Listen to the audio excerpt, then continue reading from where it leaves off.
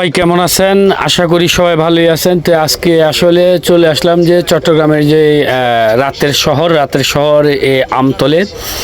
এখানে মূলত আসলে আপনারা দেখতেছেন যে এই ডিসেম্বর মাস শেষ, এরপরে প্রথম বছরে যে জানুয়ারি মাস ঢোকার পরেই কিন্তু বাচ্চাদের যে স্কুল বা মাদ্রাসা এগুলো কিন্তু আসলে আবার এক বছরের জন্য কিন্তু চালু হয়ে যায়, যদিও ডিসেম্বর মাসে পরীক্ষার পরে কিন্তু বন্ধ হয়ে যায়।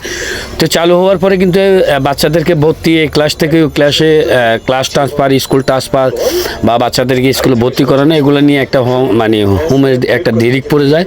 তো মূলত এখানে যেগুলো দেখতেছেন এগুলো কিন্তু সবগুলোই জুতার মার্কেট, নিত্য নতুন জুতার মার্কেট এই আমতলে।